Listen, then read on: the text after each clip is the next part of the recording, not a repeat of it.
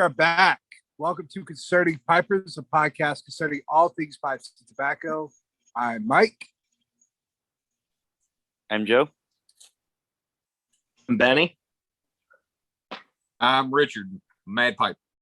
All right. What's up, guys? Welcome to the podcast. Appreciate you guys joining me, talking with me about all things pipes and tobacco. Let's talk about, what you guys are smoking on. Benny, what you got? Right now, I am smoking on some Capstan Original Cut Navy Flake.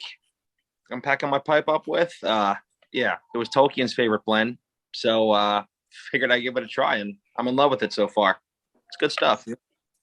All right. So if it's good enough for Tolkien, right, it's good enough for me. So that works. Yep. All right. Joe, what you got? I'm between pipes right now, but I just finished a bowl of Autumn Evening from Cornell and Deal. Okay. Yeah, Cornell and Deal. I love me some Cornell and Deal. We'll talk about that here in a little bit. Richard, what you got? What you working on? So Richard actually restores pipes. So he's not smoking with us tonight, but he's working on some pipes. Richard, what you working on? Right now, I'm working on a Ben Wade, working on a Tom Howard, an actual Paul, and a BC Paul. And later on, I'm going to finally buff my Ben Wade that's finally dried. I went a little different with this. It's actually a little bit darker than the original, but it's cleaned up. You can really see the grain. And with the rim, I got it all cleaned up nice, but I went a different direction. I dyed it black. So I think that contrast with the dye used on this, I think it's going to really pop once I get nice, solid carnauba wax on it. So there's a method to the madness then, huh? There is. You like how I did that? I do. Pipe? Yeah, there you go. Method to the mad. Yeah, method to the madness. Mad Right. pipes. Yeah, awesome. So we got a little bit of housekeeping before we dive into the actual podcast here. As you guys may be aware, we are transitioning to a more formal podcast format. I'm looking to get on YouTube and Spotify with these coming episodes. And in order to do that, we launched a Patreon. And you can check that out at www.patreon.com/TheConcerningPipers, or just type in Concerning Pipers in the search bar, right? With that, we have 4 new patrons to announce. We've got Jake Boudreau, Travis Beya, Bradley Gant, and Jeff Sims. So everybody at home and here, give a round of applause. Yay for those 4 patrons. We appreciate you. Again, Patreon is always appreciated, never expected. And if you go on there, you'll notice that there are some fine goodies for those that contribute to the Concerning Pipers cause. So, so the first topic I want to talk about is called My Pipe, My Style. So what that means is, talk about your favorite pipe style, pipe shape, finishes, etc. We'll let Biddy go from there. Biddy, what you got? Okay. Sorry, I'm trying to get this damn thing lit real quick. Okay, so I would say that my favorite pipe style is I love them rusticated. I love them black. I don't know why, but yeah, almost all my pipes are black and sandblasted, and they're a billiard pipe. And I don't know why I like that. That's just kind of what I go for. And I have a bunch of them out right now. If you can see them, they're all kind of, even though they're not identical, they're all relatively in the exact same shape there's a bunch of common denominators in that. So I like them rusticated, and I like them black, and I like them short. I typically go for handsome as opposed to, or at least what I think is handsome, as opposed to like a bunch of bright colors and illustrious designs and everything like that. So something that would look at a black tie affair, right? Something that would look good. Exactly. Fair enough. Joe, what you got? lately I've been really reaching for the Canadians, so I'm gonna get Canadian tonight. The Canadian shave, the Lavat, the Liverpools, they've really been catching my eye, and I really love the way they all smoke. They mechanically smoke really well. I like smooth pipes. I like seeing and like a lighter stain. So I like seeing the briar and the straight grain and the cross grain and the bird's eye and all that. Yep, that's lately what I've been into. Okay. That's all I gotta say about that. Richard, what you got? If you know how I restore pipes, you know I like them a lighter color where you can, see the grain and see what all the briar actually has to offer. No particular style. I don't necessarily like a full bent. I like a nice little half bent. This snorting here, I mean, it's pretty wild. I mean, you see a lot of the grain in it. Neat shape. Cool looking little.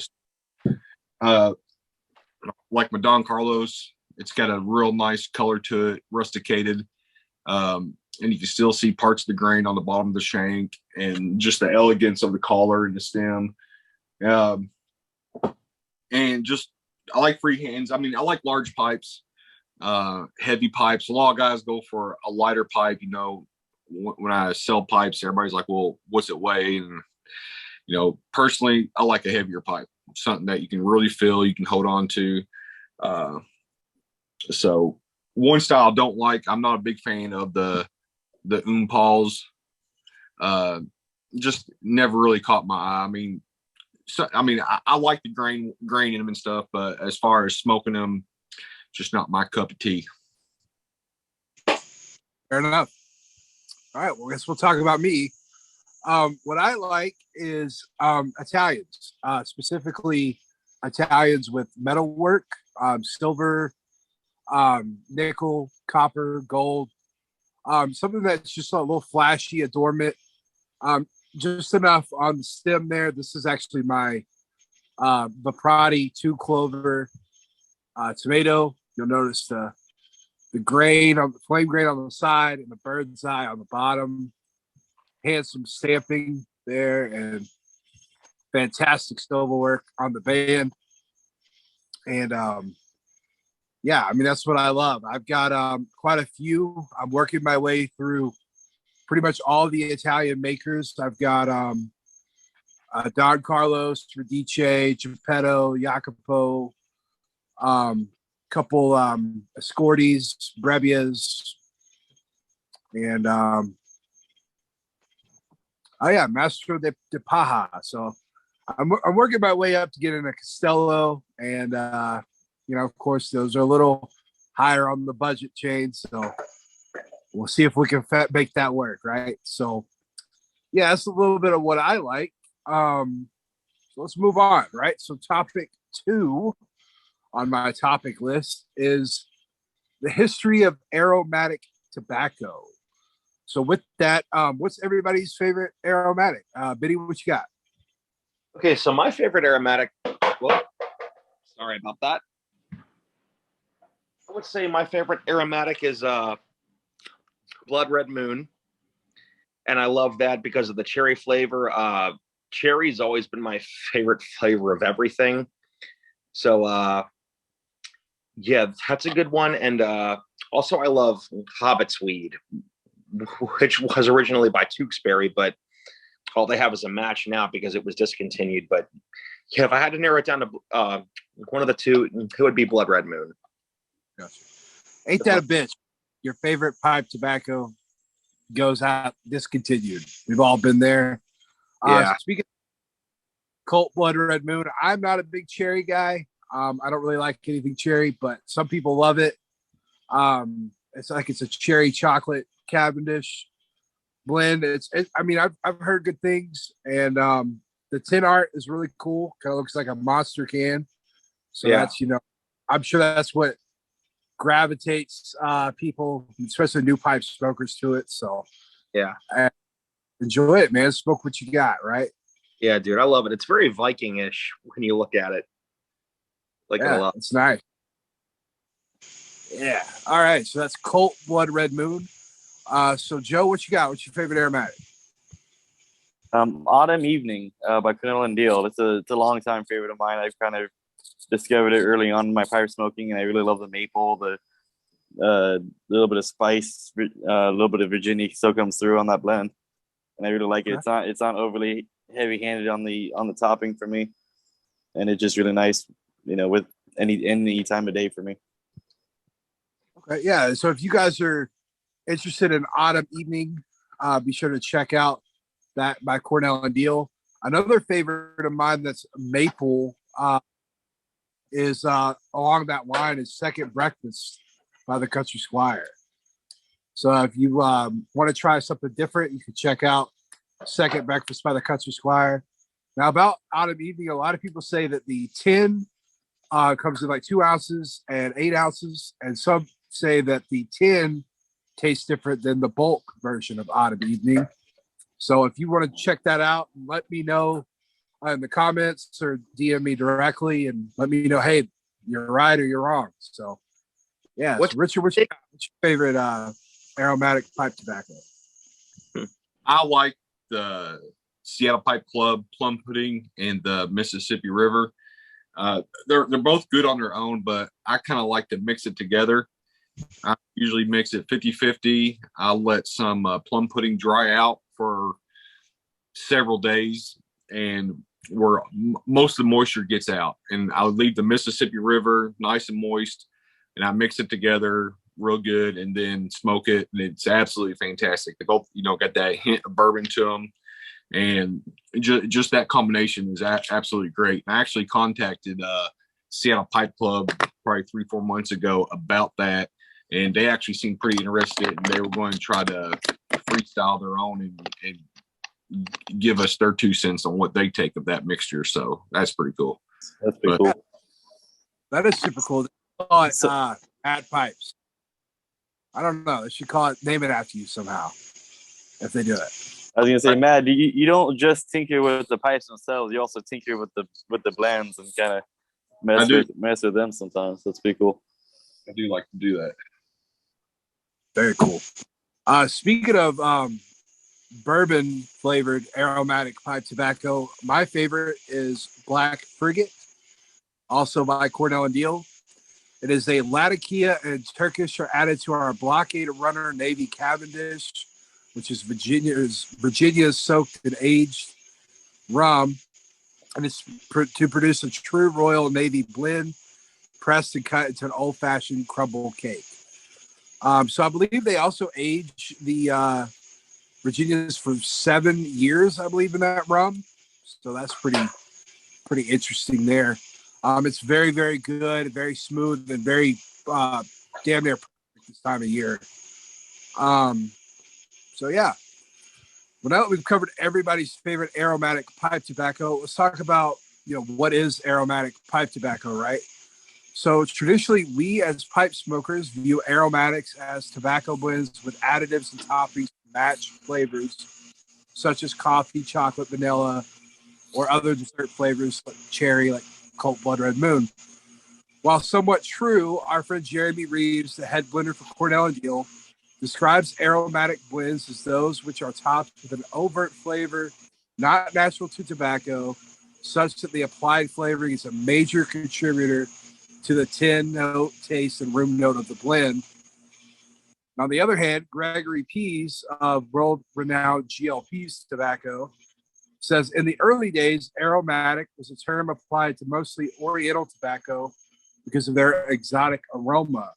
The more modern connotation seems to have originally been used to describe American burley-based tobaccos that are highly flavored and sauced. I think that's what most people think of when the term is used. UK and European tobaccos traditionally don't employ a heavy hand when applying a sauce or topping because they're limited to both what and how much of the additives they can use. These tobaccos are often referred to as scented rather than aromatic.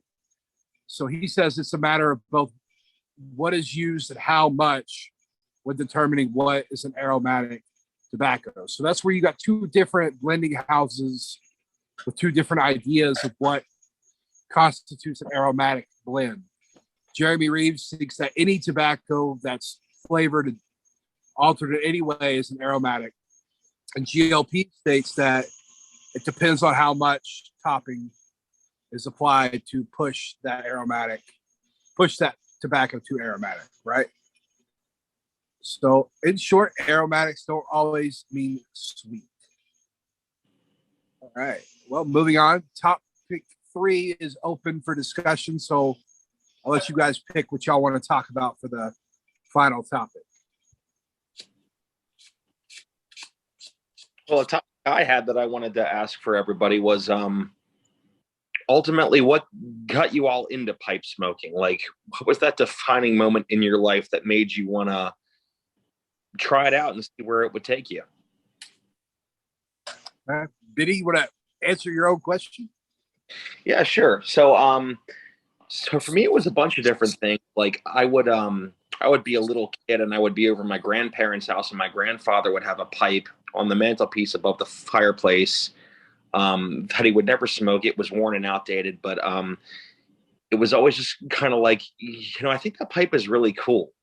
And then I got a little bit older and I got into the Lord of the Rings, and I was blown away by the fact that wizards and all these hobbits would, like, as they put it in the books and in the movies, like, master the art of pipe smoking and things like that. Like, it wasn't just something that they did, it was an art. And then I got even a little bit older after that, and Sherlock Holmes, I was reading him, and I was always drawn into the fact that, like, he would smoke a pipe when he was contemplating a case. And I've always regarded myself as a bit of a thinker and everything like that. So I was always attracted to the idea of, like, smoking a pipe while you were contemplating a bunch of different things, like, in your mind. And, like, as a musician now, I smoke a pipe, like, all the time whenever I write. And I know a lot of people used to do that, like Tolkien used to do that, and C.S. Lewis used to do it as well, and I do it too. It's like smoking a pipe and writing have always been pretty simpatico with me ever since I started. So, yeah, right on. Yeah, super cool. I also like to read and have my coffee with my pipe, and simpatico, like you said, it's a good word. Pipe smoking goes well with a lot of things, and that's why I enjoy the hobby so much. We're able to mesh it easily with our everyday lives. Joe, what you got? So pipe smoking for me, I've always been, like, aware of pipe smokers and pipe smoking, but mostly it's been in the sense of literature and the visual arts. Van Gogh is a big pipe smoker, and I thought of it as a very Victorian sort of thing, and kind of stayed in the 70s and prior 1970s and before. That is until just YouTubing random stuff. One day I come across the Dagners, and then being my introduction to the YTPC, I started watching tons of YTPC videos, from Stogie Farts and Stuff and Things, and the Don Mott and London Calling with Simon, Good Old Matches 860, and I kind of really I was looking for a way to quit cigarettes and stuff, but I always enjoyed the taste of a natural cigarette, and so I found that the natural taste of tobacco, pipe tobacco, is a lot more potent. The flavor is a lot better, and so it improved upon on that for me. I can still enjoy tobacco without having to have it. Essentially, I don't have to smoke a pipe every day. It can be, I can take 3-4 days of a break and not have any consequence in terms of headaches or anything. There's no withdrawals for me, at least. So it's really been beneficial for me, and it's a meditative thing for me as well. Right. I mean, it's almost what's the word I'm looking for? There's something therapeutic when you've got your pipe and your tobacco and your it's out in front of you, and you picked out your perfect blend and your perfect pipe and your perfect tamper, and you combine the three things, and you're able to keep it lit and enjoy it and finish the whole bowl without, and if you've got to relight, you got to relight, it happens. But, when you're able to really get into a rhythm with it, it's very rewarding, very meditative and therapeutic. Yeah. So, Richard, what you got? I've pretty much been smoking since I was born. I want to interrupt. Richard actually restores pipes as well as smokes them. So, and Richard, I want you to talk a little bit about what you do with your pipe restorations too. Go ahead. I'm sorry to interrupt. Oh, you're good. No, I mean, my father smoked when I was a little kid and stuff, so I've always been around it. And he was a cigarette smoker, and it was always really nice when he lit up a pipe because you get that nice, pleasant smell, unlike what the cigarettes give you. And he didn't smoke it too often, just every now and then. But so I've always been around, and I always loved how it smelled. And growing up and everything, I never smoked cigarettes, but I did smoke cigars for several years. And, I was smoking quite a bit of cigars. And, the worst part about smoking cigars is just smell like ass afterwards. The smoke gets on you. It's awful. And you got to wash your clothes right away. You got to shower immediately if you go in the house because your house will smell like it. So I came across one of my dad's pipes and I was like, oh, cool. So I'm going to smoke it. And I went out and bought some like a vanilla Cavendish, kind of like what he used to smoke, what I can remember as a kid.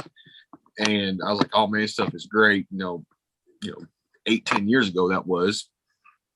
So, and I pretty much gave up cigar smoking. I'll still have a cigar every now and then, but majority it's definitely pipe smoking, and just been doing it ever since. And as far as restoration goes, I got into that when I found a bunch of my dad's pipes. I found probably between 10 and 15 pipes probably. And I was going to have one of our local guys here do it for me. And I gave him a call and I got no answer and no return. So I was like, well, I'm not going to pay someone to do it when I can probably do it myself. So I did an extensive amount of research, reading, watching videos, asking questions from other people, and just, vast research on it. Right. I mean, I still got a book somewhere of everything I wrote down, steps on how to do certain types of pipes, stems, the stummel, shank, everything. So I started doing his pipes and they seem to be all right. Turned out okay for, never doing it. And, I never dreamt that this would be a side business for me until I posted a few pipes on Instagram. It started taking off for the most part. And then I had some guys message me like, hey, what do you charge to restore? Because there's no one restoring pipes around me. And there's a few guys who do restorations, but it really seems like they're far and few between anymore. So, and it just kind of took off, and, everybody has liked their work so far. And, it's nice being able to get, stop business on it right now, because I'm actually being able to get some of my pipes restored that I bought over the past couple of years. So that's kind of how the 2 and 2 played in hand for the most part on getting to start with pipe smoking and doing the restorations. Gotcha. I mean, I've got something headed your way for some restoration. Excited to see how they turn out. So everybody at home, check it out. Mad Pipes on Instagram. He does great restorations for all sorts of pipes. He's got really pretty ones on there. Really makes the grain pop, especially on the older generations of pipes. And so what got me, we'll talk about me. What got me into pipe smoking was I was actually sitting outside last Halloween. I haven't been smoking a pipe very long. And I noticed it was just a cool night, and that thought crept into my mind. Was like, I wish I had a pipe. And it's about all it took. I went on YouTube and found Spurgeon Piper, Old Carolina Pipe Cottage, Mutton Chop Piper, a plethora of YouTube channels that were dedicated and centered around pipe smoking. And it just took off from there. I was like, wow, this is a real community. And I started posting pictures on the Instagram and found a shop local to me and met a couple cool local guys that also smoked pipes. And thus Concerning Pipers was born. We decided to do a podcast to help bring awareness of the pipe smoking hobby. So, yeah. So I want to do a quick media shout out for Smoke It Again Pipes on Etsy. That's our Francisco store. He sells, estate pipes that have been smoked once before, and he's got great pipes on there. Some Savinellis, a couple Petersons. I believe there's Ben Wade. All excellent prices, so be sure to check him out. We're going to talk about how this podcast is sponsored by Softy Bits. Softy Bits is an essential for every pipe smoker's arsenal. They may help us make clinching effortless, especially for the harder stems like acrylic and ebonite, and the ones that are just hard to hold in your mouth, and it helps make that a little easier for you. And remember, if it doesn't say Softy, it's not the real thing. I want to thank everyone for tuning into the podcast, and we'll be sure to bring you more content in the future, and we'll catch you guys next time.